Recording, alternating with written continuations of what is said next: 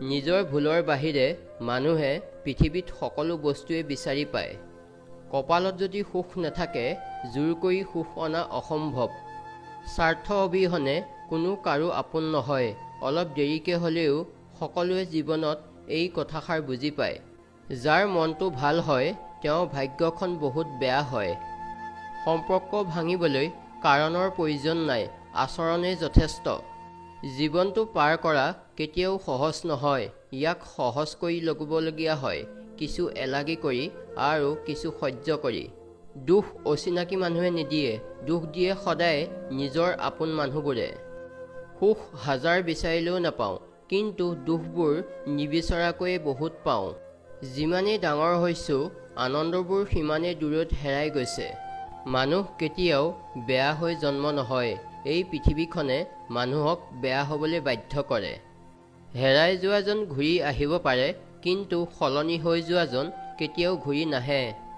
কিতাপৰ পাতে নহয়, পেটৰ ভোক আৰু কঠিন মাতেহে আমাক অধিক শিকায়। জীৱনত অহা বেছিভাগ মানুহেই অস্থায়ী। কিছুমানে সময় পাৰ কৰিবলৈ আহে আৰু কিছুমানে সময় নষ্ট কৰিবলৈ আহে। মানুহক চেহেৰা আৰু কাপোৰৰ সহায়ত চিনিব নোৱাৰি, মানুহক চিনিব পাৰি কৰ্ম আৰু মানসিকতাৰ সহায়ত। যিবিলাক মানুহে আপোনাক কেৱল নিজৰ প্ৰয়োজনৰ সময়তহে মনত পেলায়, সেইবিলাক মানুহক কোনো কাৰণতে হৃদয়ত ঠাই নিদিব, অন্যথা আপুনি আঘাত পোৱাটো নিশ্চিত।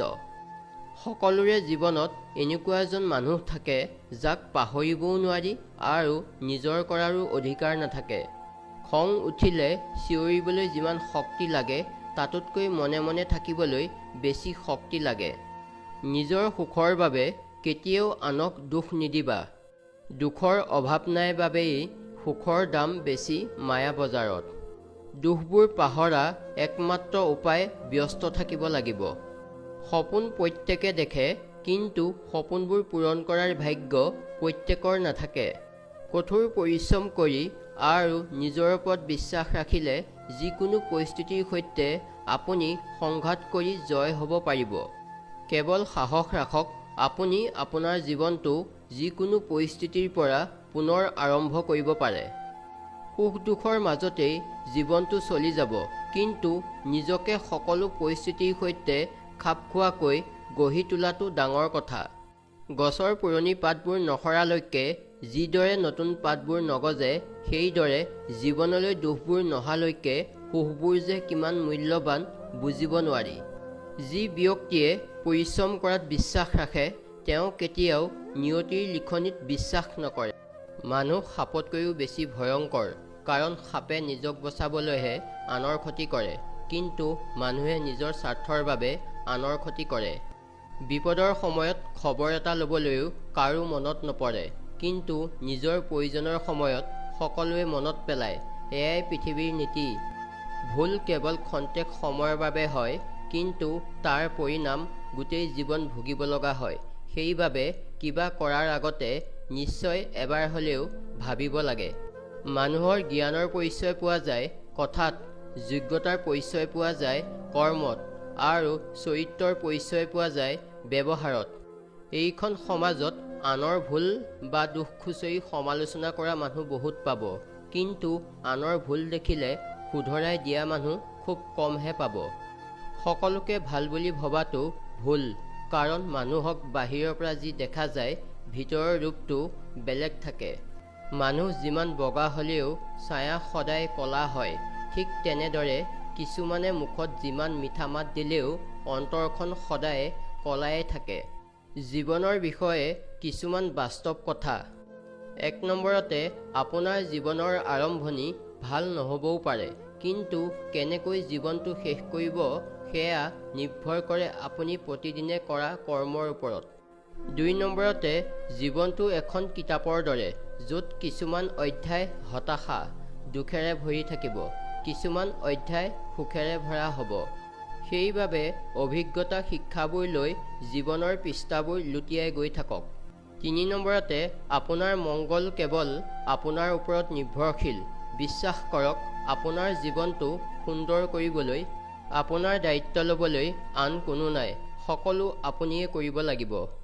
4 নম্বৰতে সৃষ্টিকৰ্তাৰ বাহিৰে আন কোনেও আপোনাক বেছি চিনি নাপায়, বুজি নাপায়, অনুভৱ নকৰে বা ভাল নাপায়। সেইবাবে ভগৱানৰ ওপৰত বিশ্বাস ৰাখক আৰু আগবাঢ়ি যাওক। 5 নম্বৰতে যেতিয়া আপুনি নিজেই ভাল পাবলৈ শিকে তেতিয়া বাহিৰৰ কোনেও আপোনাক অসুখী কৰি তুলিব নোৱাৰে।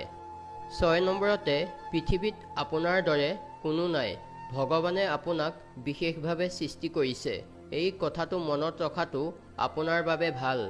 7 নম্বৰতে আপোনাৰ বেয়া অৱস্থাৰ বাবে আনক দোষ নিদিব, আনক দোষ দি জীৱন সলনি কৰিব নোৱাৰি, আপুনি নিজক শুদ্ধ কৰিবলৈ চেষ্টা কৰক। 8 নম্বৰতে আপোনাৰ অতীত ভাল নহ'বও পাৰে, অতীতে কেতিয়াও ভৱিষ্যত নিৰ্ধাৰণ নকৰে। 9 নম্বৰতে ভাল কাম কৰিব বিচাৰিলে বৰ্তমানৰ ওপৰত গুৰুত্ব দিয়ক, আপোনাৰ সফলতাৰ ৰহস্য বৰ্তমানত নিহিত হৈ আছে। এটা কথা মনত ৰাখিব, পৰিস্থিতি দোহাই দি কোনো কাম কৰিব নোৱাৰাটো কেৱল অজুহাত। যদি আপুনি প্ৰকৃততে ইচ্ছা কৰে তেতিয়া নৈৰ সোঁতৰ বিপৰীতেও সাঁতুৰিব পাৰিব। ইচ্ছাই সকলো, যদি ইচ্ছা থাকে মানুহে সকলো কৰিব পাৰে। এখন সমাজৰ প্ৰতিজন ব্যক্তি কেতিয়াও ইতিবাচক নহয়, কিছুমান তেলীয়া থাকে, কিছুমান অতি বিষাক্ত আৰু কিছুমান কঠোৰ। যেতিয়া এবাৰ আপুনি জানিব সেইসকলৰ স্বভাৱ কেনেকুৱা, আপুনি সেইসকলক আপোনাৰ পৰা দূৰ কৰক আৰু কেৱল আপোনাৰ নিজৰ লক্ষ্যত মনোনিৱেশ কৰিব। কেতিয়াও আনৰ কথাত হাৰ মানিব নালাগে। আপোনাৰ বহুমূলীয়া সময় যি টি লোকৰ বাবে কেতিয়াও নষ্ট নকৰিব। যিসকলে আপোনাৰ সময়ক মূল্য দিয়ে আপুনি তেওঁলোকৰ বাবে সময় খৰচ কৰক। জয়ৰ পৰা আমাৰ যিমান শক্তি গঢ় লৈ উঠে তাতোতকৈ আমাৰ সংগ্ৰামে আমাৰ শক্তিৰ বেছি বিকাশ ঘটায়। জীৱনৰ কঠিন সংগ্ৰামৰ মাজতো যেতিয়া আপুনি হাৰ নামানো বুলি সিদ্ধান্ত লয় সেইটোৱে আপোনাৰ প্ৰকৃত শক্তি। কাৰণ আমি সমাজত এনে বহুত লোক দেখোঁ যি সফল হৈ থকালৈকে থিয় হৈ থাকে, কিন্তু কেনেবাকৈ এবাৰ সফলতা নাপালে শক্তিহীন হৈ পৰে। জীৱনত কিবা শিকক বা নিশিকক, কিন্তু মানুহ কেনেকৈ চিনিব পাৰি সেইটো নিশ্চয় শিকি ল'ব। কাৰণ মানুহক যেনেকুৱা দেখি আচলতে তেনেকুৱা নহয়। বন্ধু হ'লে উৎসাহ দিয়া হ'ব লাগে, আনৰ আগত বদনাম কৰি নিজতকৈ তলত ৰাখিব খোজা মনৰ মানুহ কাৰো কেতিয়াও বন্ধু হ'ব নোৱাৰে। সেইজনৰ ওচৰত অভিযোগ আৰু অভিমান কৰাটো নিজৰ ভুল, যিজনে আপোনাক অনুভৱেই কৰিব নোৱাৰে। গৰীবে সদায় ভাল সময় অহাৰ আশাত থাকে আৰু ধনীয়ে সদায় বেয়া সময় অহাৰ ভয়ত থাকে। সম্পৰ্ক বুলিবলৈ একো নাই, সকলো প্ৰয়োজন আৰু সুবিধা অনুযায়ী গঢ়ি তোলা মাথো একো একোটা চৰিত্ৰ। জীৱনত বেয়া সময় অহাটো খুবেই প্ৰয়োজন, কিয়নো বেয়া সময়তহে চিনি পোৱা যায় মুখা পিন্ধা বেইমান মানুহবোৰৰ আচল চৰিত্ৰ। এটা কথা সদায় মনত ৰাখিব যে আপোনাৰ ভাল হোৱাটো বহুতেই বিচাৰিব পাৰে, কিন্তু তেওঁতকৈ ভাল হোৱাটো কোনোৱেই নিবিচাৰে। ভদ্ৰতাৰ আন এটা নাম হৈছে দুৰ্বলতা। তুমি যিমানেই ভদ্ৰ হ'বা আনে তোমাক সিমানেই দুৰ্বল ভাবিব। যিবিলাক মানুহে আপোনাক কেৱল নিজৰ প্ৰয়োজনৰ সময়তহে আপোনাক মনত পেলায় সেইবিলাক মানুহৰ লগত কোনো কাৰণতে সম্পৰ্ক নাৰাখিব, নহ'লে আপুনি আঘাত পোৱাটো স্বাভাৱিক। মানসিকভাৱে শক্তিশালী হ'ব বিচাৰিলে এই কথাকেইটা মানি চলক। অকলে থাকিবলৈ ভয় নকৰিব, অতীতক লৈ চিন্তা নকৰিব, কোনো কামত তাৎক্ষণিক ফল আশা নকৰিব, সকলোকে সুখী কৰিবলৈ চেষ্টা নকৰিব, আপোনাৰ ব্যক্তিগত কথা কাকো নক'ব, বেলেগৰ সফলতাত দুখ নকৰিব, ৰিস্ক ল'বলৈ ভয় নকৰিব। আইনা এখন ভাঙি গ'লে হাজাৰ চেষ্টা কৰিও জোৰা দিব নোৱাৰি, ঠিক তেনেকৈ মানুহ এজনৰ ওপৰত থকা বিশ্বাস এবাৰ যদি ভাঙি যায় সেইজন মানুহক আৰু কেতিয়াও বিশ্বাস কৰিব নোৱাৰি। মানুহে গুহা এৰিলে, গছৰ ছাল বাকলি এৰিলে, কেঁচা মাংস খোৱাটো এৰিলে, আনকি নিজৰ মনুষ্যত্ববোধো এৰিলে, কিন্তু আনৰ ভাল দেখি হিংসা কৰাটো আজিও এৰিব নোৱাৰিলে। কোনোবাই যদি আপোনাৰ অন্তৰত দুখ দিছে তেন্তে মনে মনে থকাই উত্তম, কিয়নো যাক উত্তৰ দিয়া নাযায় তাক সময় উচিত উত্তৰ দিয়ে, প্ৰয়োজন মাথো ধৈৰ্যৰ। আমি সফল মানুহৰ সফলতাবোৰহে দেখোঁ, কিন্তু তাৰ আগৰ সংঘৰ্ষবোৰ কেতিয়াও নেদেখোঁ। সেয়ে আমি একেদিনাই তেওঁলোকৰ দৰে হ'ব বিচাৰোঁ। আৰু এইটোৱে আমাৰ ডাঙৰ ভুল। মনত ৰাখিব, গছ এডাল ৰুলেই নহ'ব, গছ এডাল ৰুলেই ফল নধৰে। কেইবামাহো ৰ'দ বৰষুণ ধুমুহাত থিয় হৈ থকাৰ পাছতহে আমি ফল খাবলৈ পাওঁ। যিমান যি হ'লেও নিজৰ ঘৰৰ কথা, নিজৰ সংসাৰৰ সুখ দুখৰ কথা কেতিয়াও কাৰো আগত প্ৰকাশ নকৰিব। কাৰণ মানুহে সুখ দেখিলে ঈৰ্ষান্বিত হয় আৰু দুখ দেখিলে দূৰৈৰ পৰাই হাঁহিবলৈ লয়। ডেকা কালত অভাৱত সময় নষ্ট কৰি ভুল নকৰিব, অন্যথা সন্মুখত এনেকুৱা এটা বৃদ্ধকাল পোৱাৰ ভাগ্য হ'ব য'ত আপুনি কিছু আৰাম কৰাৰ পৰিৱৰ্তে দুবেলা দুমুঠি খোৱাৰ বাবে কৰ্ম কৰিব লাগিব। আপোনাৰ যি ভাল লাগে, মনে যি বিচাৰে তাকেই কৰক। আপোনাৰ বিষয়ে আনে কি কয়, কি ভাবে সেইবোৰত মূৰ ঘমাই লাভ নাই। আপুনি নিজক শেষ কৰি আনৰ বাবে কাম কৰিলেও কাকো সম্পূৰ্ণকৈ সুখী কৰিব নোৱাৰে, যিহেতু আপুনি সকলোকে কেতিয়াও সুখী কৰিব নোৱাৰে। গতিকে পৃথিৱীত থকা দিনকেইটা নিজৰ মতে জীয়াই থাকি জীৱনটো উপভোগ কৰক। কিছুমান তেজমঙহৰ সম্পৰ্ক থকা আত্মীয় স্বজন আৰু শত্ৰুৰ মাজত কোনো পাৰ্থক্য নাই। তেনে আত্মীয় স্বজনসকলে আপোনাৰ সন্মুখত মিঠা মিঠা মাত দিয়ে আৰু পিঠিৰ পিছফালে কামবোৰ শত্ৰুৰ দৰে কৰে। আপুনি কেতিয়া জানিব যে আপুনি নিজকে সলনি কৰাত সফল হৈছে বুলি? আপুনি আপোনাৰ চঞ্চলতা পাহৰি বহুত শান্ত হৈ পৰিছে। বুকুৰ বিষ দমন কৰি সমাজৰ আগত হাঁহিবলৈ শিকিছে। বাৰে বাৰে কাৰোবাক পতিয়ন নিয়াবলৈ চেষ্টা কৰাৰ সলনি মনে মনে থাকিবলৈ চেষ্টা কৰিছে। আপোনাৰ জীৱনৰ পৰা হেৰাই যোৱা মানুহবোৰৰ বাবে অনুশোচনা নকৰি নিজৰ কামত ব্যস্ত আছে। আপোনাৰ সন্মুখত কোনোবাই অভিনয় কৰা বুলি বুজি পালেও আপুনি তেওঁক মনে মনে সহ্য কৰিবলৈ শিকিলে। য'তেই তৰ্কত লিপ্ত হ'ব পাৰে বুলি অনুভৱ হয়, তাৰ পৰাই আপুনি আঁতৰি থাকে। কোনোবাই বুজিব বুলি থকা আশাটোক মনৰ পৰা কেতিয়াবাই দূৰ কৰিলে। জীৱনটো নোপোৱাৰ হিচাপলৈ বহি নাথাকি থকাখিনিক লৈ কাম কৰাত আগবাঢ়িছে। কাৰোবাক আগতীয়াকৈ নিবিচৰাকৈ সহায় কৰিবলৈ এৰি দিলে। কোনোবাই যদি বিচাৰে তেতিয়াহে সহায় কৰে। আপুনি আপোনাৰ ইচ্ছা আৰু অনুভৱবোৰ কাৰো আগত প্ৰকাশ কৰিব নিবিচাৰে। কাৰো প্ৰতি ক্ষোভ নাথাকে, অভিযোগ ত্যাগ কৰি পেলালে। কোলাহলতকৈ নিস্তব্ধ পৰিৱেশ উপভোগ কৰে। আপুনি কাকো সহজে বিশ্বাস নকৰে। আপুনি কাৰো অনুভৱক হাঁহি বা ঠাট্টাৰে উৰুৱাই নিদিয়ে। আজিকালি নিসংগতাক গ্ৰহণ কৰি খাপ খাব পাৰে। আপুনি এতিয়া সহজে বেয়া নাপায়, কান্দিবলৈ প্ৰায় পাহৰি গৈছে। সকলো প্ৰশ্নৰ উত্তৰ কেৱল হাঁহি এটা মাৰি দিব পৰা হ'ল। কাকো তেওঁৰ ভাল বেয়াৰ বিষয়ে অত্যাধিক বুজাবলৈ নাযাব। বেছি বুজাবলৈ যোৱা মানে তাত আপুনিয়ে বেয়া হৈ পৰিব। তাৰ পৰিৱৰ্তে সেইজনৰ পৰা আঁতৰি আহক আৰু তেওঁক এৰি দিয়ক। সেইজনে যেতিয়া উজুতি খাব, বিপদত পৰিব, তেতিয়া নিজেই আপোনাৰ কথাৰ মূল্য বুজি উঠিব।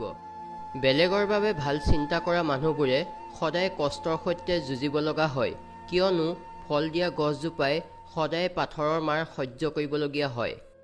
জীৱনটোক বুজা বুলি নাভাবিব, সুখী হওক, কাৰণ সমস্যাবোৰ প্ৰতিদিনে থাকে। কালি যি হৈ গ'ল সেয়া পাহৰিবলৈ সাহস লাগিব। আজিৰ সৈতে যুঁজিবলৈ শক্তি লাগিব। কালিলৈ যি হ'ব ভালেই হ'ব বুলি ভাবিবলৈ ভৰসা লাগিব। যিজন তোমাৰ, সেইজন অৱশ্যেই তোমাৰ কাষলৈ আকৌ ঘূৰি আহিব। তেওঁক পোৱাৰ বাবে তুমি কোনো যুদ্ধ কৰাৰ দৰকাৰ নাই। কিছুমান মানুহে জীৱনটো আনৰ দুখবোৰ বিচাৰি বিচাৰি পাৰ কৰে, কিন্তু নিজৰ দুখবোৰ কেতিয়াও চকুত নপৰে। যেতিয়াই মানুহে যোগ্যতাতকৈ অধিক কিবা পাবলৈ আৰম্ভ কৰে, তেতিয়াই মানুহ অহংকাৰী হৈ পৰে। মানুহে অকলে অকলে হাঁহিব নোৱাৰে। হাঁহিবলৈ এজন সংগীৰ প্ৰয়োজন, কিন্তু মানুহৰ দুখ হ'লে অকলে অকলে কান্দিব লগা হয়, কাৰণ দুখৰ কোনো সংগী নাথাকে।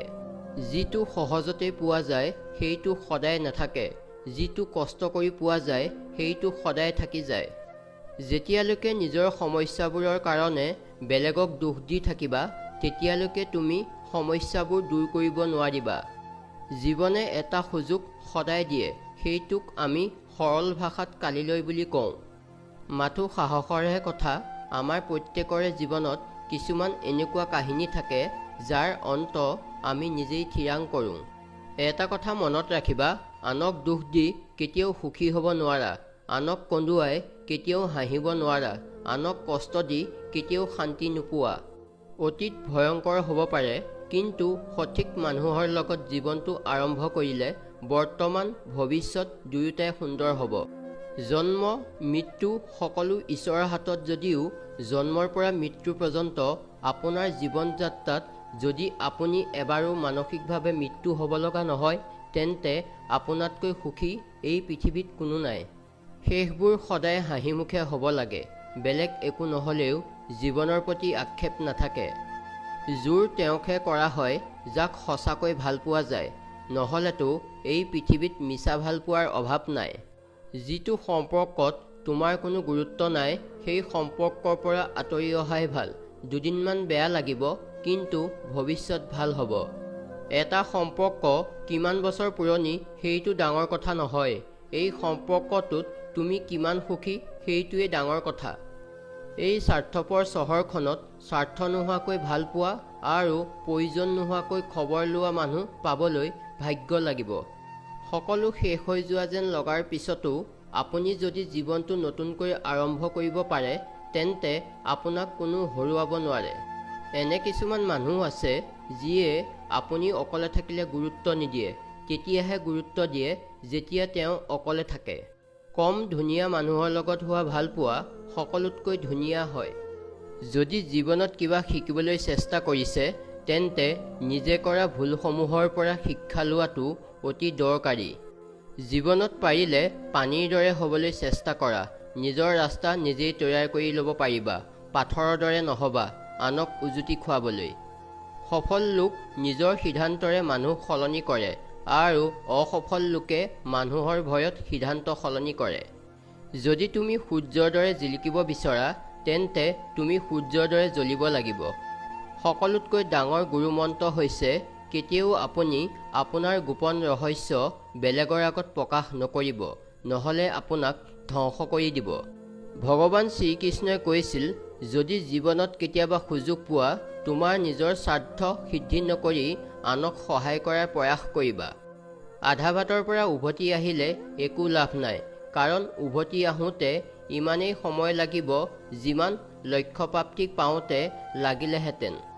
আনে কি কৰিছে সেইটো ভবাতকৈ নিজে কি কৰিছা সেইটো ভবাহে বেছি দৰকাৰী।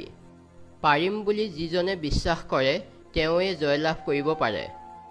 জীৱন যুদ্ধত কেৱল শক্তিশালী ব্যক্তিয়েহে জয়লাভ নকৰে, কেতিয়াবা কেতিয়াবা সেইজনেও জয়লাভ কৰে যিজনে ভাবে মই জয় হ'ব পাৰিম। যদি গন্তব্যস্থান পোৱা নাই, তেন্তে গন্তব্যস্থান সলনি নকৰিব, পথ সলনি কৰক। নিজেই নিজৰ প্ৰশংসা কৰাটো ব্যৰ্থ, কাৰণ সুগন্ধিয়ে বুজাই দিয়ে ফুল ক'ত ফুলিছে।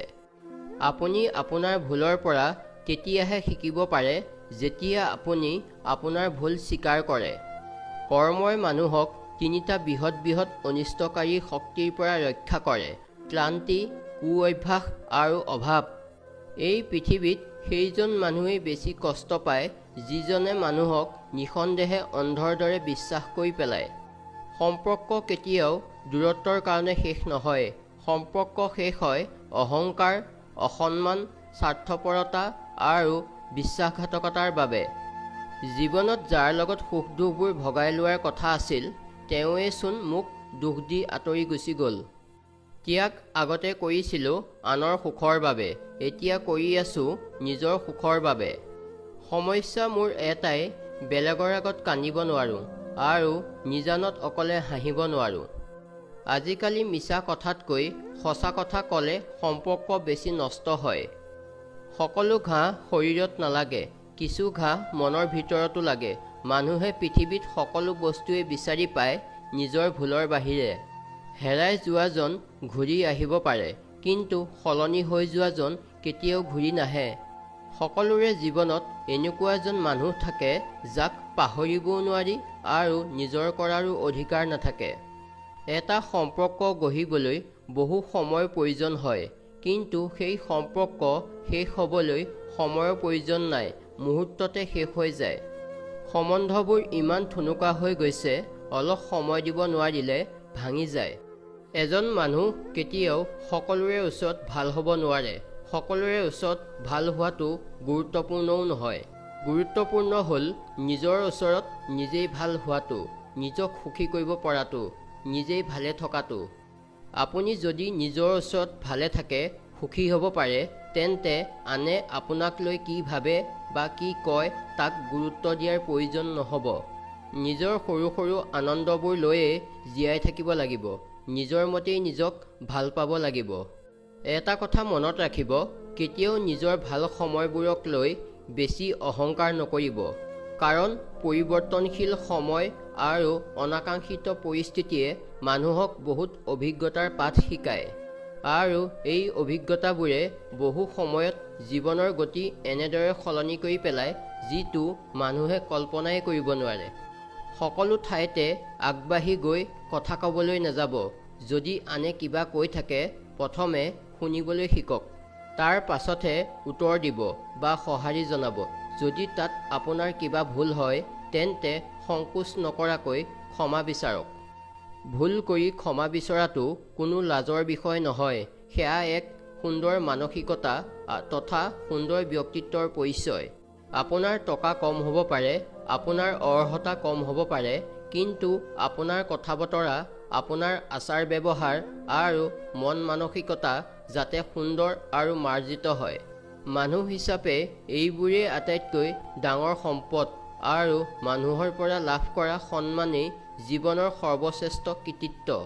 সামান্য ভুল বা দোষ দেখিলেই যিসকলে বেয়া তথা তুচ্ছ মন্তব্য কৰিবলৈ আৰম্ভ কৰি দিয়ে, তেওঁলোকৰ মন মানসিকতাই আচলতে নিকৃষ্ট।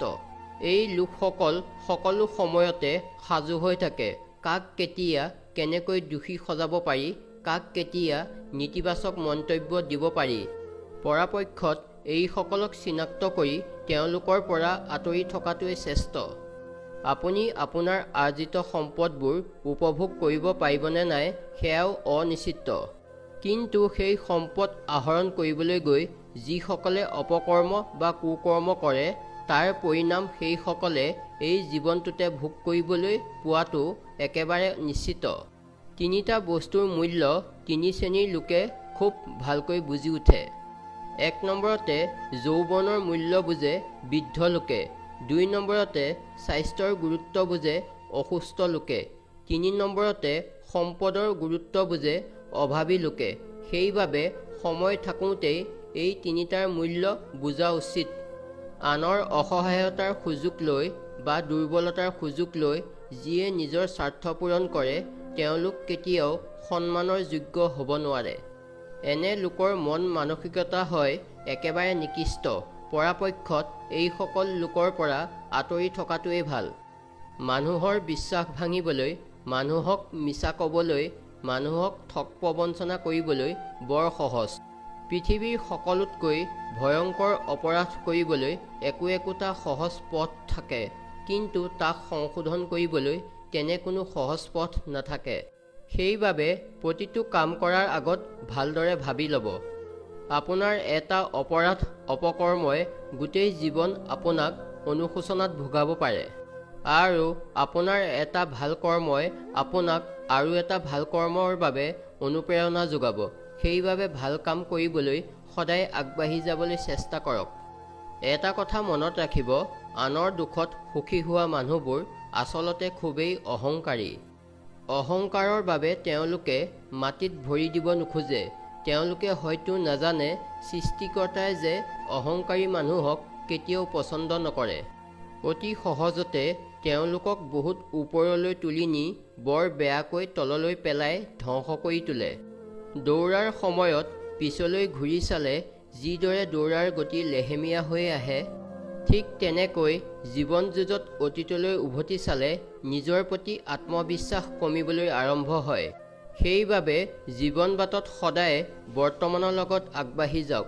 অতীতৰ কথা মনত পেলাই আগবাঢ়ি যোৱা মানে আপুনি পিছ পৰি যাব। নিজ ভালেই জগত ভাল, এইটো সম্পূৰ্ণ মিছা কথা। আপুনি যিমানেই ভাল হ'ব, মানুহে আপোনাক সিমানেই ঠগি যাব। আমাৰ চৌপাশে এনে কিছুমান মানুহ থাকে, সেইসকলক আপুনি যিমানেই সন্মান নকৰক কিয়, যিমানেই শ্ৰদ্ধা নকৰক কিয়, কিন্তু সেইজনে এনে কিছুমান সময়ত নিজৰ কৰ্মৰ দ্বাৰা এইটো প্ৰমাণ কৰি দিব যে তেওঁ কোনোপধ্যেই সন্মানৰ যোগ্য নহয়। এটা কথা মনত ৰাখিব, আমি যে ভাবি থাকোঁ বাঘ সিংহতকৈ আৰু ভয়ানক প্ৰাণী এই পৃথিৱীত আন একো নাই, এইটো একেবাৰে ভুল কথা। পৃথিৱীৰ আটাইতকৈ ভয়ানক প্ৰাণী হ'ল মানুহ, যি নিজৰ স্বাৰ্থ লাভৰ বাবে সকলো কৰিব পাৰে। কাৰোবাৰ অন্যায় কৰিব পাৰে, কাৰোবাক ধ্বংস কৰি পেলাব পাৰে। আপোনাৰ বেয়া গুণসমূহ লুকুৱাই নাৰাখি খোলাখুলিকৈ কৈ দিয়াৰ পিছতো যিজনে আপোনাক বুজি আপোন হৈ থাকে, সেইজনহে আচলতে প্ৰকৃত লগৰী। আৰু সেই বেয়া গুণসমূহ কিদৰে এৰুৱাব পাৰি তাৰ ওপৰত যিজন সংগীয়ে কাম কৰে, সেইগৰাকী সংগীহে প্ৰকৃত সংগী। বাটৰ কুকুৰ এটাই যদি আপোনাক খেদি আহে, তেতিয়া কি কৰা উচিত জানেনে? যদি আপুনি দৌৰিবলৈ আৰম্ভ কৰে, তেতিয়া কুকুৰটো সিমানে ভুকিব আৰু খেদিবলৈ আৰম্ভ কৰিব।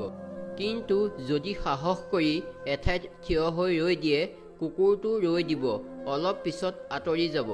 ঠিক তেনেদৰে জীৱনটোত অহা সমস্যাটোক খেদি যদি দৌৰিবলৈ বা পলাবলৈ আৰম্ভ কৰে, তেতিয়া সমস্যাই আৰু খেদিবলৈ ধৰিব। কিন্তু যদি আপুনি সমস্যাটোৰ মুখামুখি হৈ সমাধান কৰিবলৈ চেষ্টা কৰে, তেতিয়া নিশ্চয় সমস্যাটোৰ সমাধান ওলাব। সেইবাবে কাৰোবাক ভয় কৰি নহয়, সাহসেৰে জীয়াই থাকিবলৈ শিকক।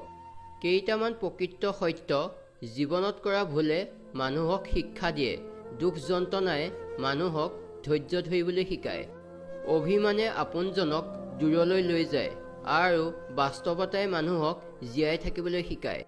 মনৰ পৰা যিটো ভাল লাগে, মনে যি বিচাৰে তাকেই কৰক। আপোনাৰ বিষয়ে আনে কি কয়, কি ভাবে, সেইবোৰত মূৰ ঘমাই লাভ নাই। যিহেতু আপুনি সকলোকে কেতিয়াও সুখী কৰিব নোৱাৰে, গতিকে পৃথিৱীত থকা দিনকেইটাত নিজৰ মতে জীয়াই থাকি জীৱনটো উপভোগ কৰক। মাত্ৰ এটা কথা লক্ষ্য ৰাখিব, আপোনাৰ কামে যাতে আনক ক্ষতি নকৰে। এটা কথা মনত ৰাখিব, চিন্তা আৰু পানী সদায় পৰিষ্কাৰ হোৱা উচিত। দূষিত পানী স্বাস্থ্যৰ বাবে ক্ষতিকাৰক আৰু দূষিত চিন্তা আপোনাৰ জীৱনৰ বাবে ক্ষতিকাৰক। আনে যদি আপোনাক অহংকাৰী বুলিও কয়, ক'বলৈ দিয়ক, মাথো য'ত ভাল নালাগে তাত নাথাকিব। যিটো মন নাযায় সেইটো নকৰিব, যাৰ লগত ভাল নালাগে তাৰ লগত নাথাকিব। নিজক কষ্ট দি আনৰ বাবে কাম কৰি থাকি একো লাভ নাই। এটা কথা মনত ৰাখিব, মানুহৰ আটাইতকৈ ভাল বন্ধু যেতিয়ালৈ লগত থাকে আমাক জীৱনৰ প্ৰকৃত শিক্ষা দি যায়, আৰু যেতিয়া এৰি যায় তেতিয়া সুখ দি থৈ যায়। ৰূপ থাকিলে কি হ'ব যদি চৰিত্ৰ ঠিকে নাথাকে? আৱেগ থাকিলে কি হ'ব যদি বিবেক ঠিকে নাথাকে? আৰু শিক্ষা থাকিলে কি হ'ব যদি ব্যৱহাৰ ঠিকে নাথাকে? সেইবাবে চৰিত্ৰ, বিবেক আৰু ব্যৱহাৰ ঠিক কৰাত গুৰুত্ব দিয়া উচিত। কেইটামান গুৰুত্বপূৰ্ণ কথা: ভাল লগা মানেই ভালপোৱা নহয়, ভালপোৱা হ'বলৈ হ'লে হৃদয়ৰ পৰা অনুভৱ কৰিব লাগিব। সম্পৰ্ক গঢ়িলেই বন্ধুত্ব হ'ব নোৱাৰে, বন্ধুত্বৰ বাবে থাকিব লাগিব গভীৰ বিশ্বাস। মুখখন ধুনীয়া হ'লেই মানুহ এজন ধুনীয়া হ'ব নোৱাৰে, মানুহ এজন ধুনীয়া হ'বলৈ অন্তৰৰ পৰা নিকা হ'ব লাগিব। ভাল স্বাস্থ্য মানেই সুখী মানুহ নহয়, মানুহ সুখী হ'বলৈ হ'লে মানসিক শান্তি থাকিব লাগিব। ধুনীয়া কাপোৰ পিন্ধিলেই মানুহ ভাল নহয়, ভাল মানুহ হ'বলৈ হ'লে মানৱীয় গুণ থাকিব লাগিব। বয়সৰ হিচাপেৰে মানুহক জুখিব নালাগে, মানুহক জুখিব লাগে তেওঁৰ কৰ্মৰে। ডাঙৰ অট্টালিকা, বিলাসী বাহন অথবা বিশাল ধন সম্পত্তিৰ মাজত জীৱন অতিবাহিত কৰাটো যিমান সুখকৰ, তাৰ তুলনাত কাৰোৰে ওচৰত হাত নপতাকৈ আৰু নিৰোগী দেহৰ অধিকাৰী হৈ দুবেলা দুমুঠি খাই সৰু জুপুৰি এটাত শান্তিৰে জীয়াই থকাটো দুখৰ বতৰা নহয়। বিশ্বাস কৰা নকৰাটো নিজৰ কথা, কিন্তু এইটো কথা নিশ্চিত যে আনৰ অন্যায় সাধন কৰি কোনো ব্যক্তিয়ে শান্তিত দিন কটাব নোৱাৰে। আনক অন্যায় কৰাৰ কুফল ভোগ কৰিবই লাগিব, সেয়া লাগিলে দুদিন আগেই হওক বা দুদিন পিছতেই হওক। এটা কথা সদায় মনত ৰাখিব, আপোনাৰ কৰ্মইহে সমাজৰ আগত আপোনাৰ পৰিচয় দিয়ে। নহ'লে একেই নামেৰে এই পৃথিৱীত লাখ লাখ মানুহ আছে।